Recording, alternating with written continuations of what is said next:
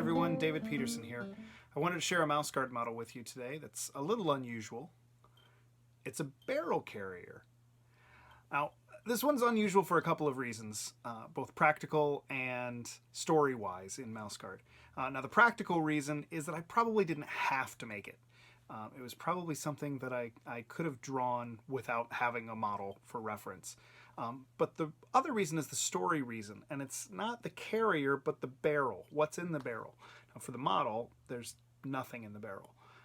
But in story terms, this is what the mice use to line a scent border to kind of protect their own territory.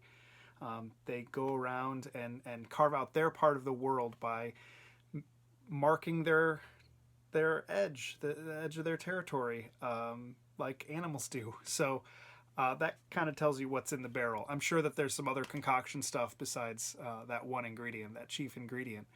But so it's kind of a weird thing to have to make. But the other reason is the practical reason that it's unusual.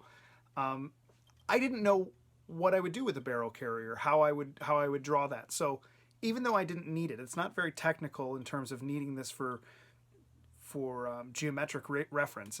It's not something that's overly complicated. Building the model helped me figure out what it should look like. And it's obviously a very simple construction, but I needed to figure out how it was made. So the first thing I did was I started by making a barrel. Now to do this, I took a sheet of Bristol board, had a long thin strip of it, if you imagine this kind of unrolled long thin strip, and I marked two lines, one here, one down here, horizontal all the way across, parallel. And then I measured incrementally every so often. Now that told me not only where to cut the slits, but also how deep to cut them, so that when I rolled this thing up and kind of irised in all the tabs, I would have something that was barrel shaped. This was all glued together and sometimes taped together. It's very discolored right now. Don't worry, that's not because of its fictional contents. It's because of old glue that wore out and got very discolored. The slight sheen you might see on it is actually all the hot melt glue that I used. Hot melt glue is much more durable.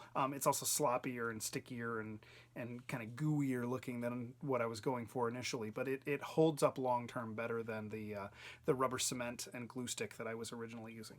For the carrier itself, I used strips of basswood. Now basswood is a wood that a lot of hobbyists use. It's available at like Dollhouse Supply, craft stores. You can buy it in specific lengths and thicknesses. I buy it in like a grab bag at my local hardware store. It has all kinds of different sizes and planks. I like using this because it has a little bit of everything and it doesn't get me overthinking the design. I just grab what I have available. To actually construct it, I lashed the pieces together. Now I did that partially because I wanted it to be the way the mice would build something like this. This was very similar to something that I used in scouting when we had to haul food from a central depository to a campsite when I was a kid. And so I knew how to lash something together like this, but I wanted to do it with thread because that way I wasn't tied to the design. Now if I glued everything in place and started building something, some kind of cradle that would hold the barrel, I'd be stuck with it, or I'd have to rip things apart and potentially waste. Now, this is kind of scrap wood anyway, so it's not a big deal, but lashing it gave me a little bit more flexibility to be able to move and shift things around, change the angles of these pieces. And then once I had it all the way I wanted it, I put a dab of glue at each intersection just to give it enough rigidity that I knew it would stand the test of time. And that is the barrel and the barrel carrier.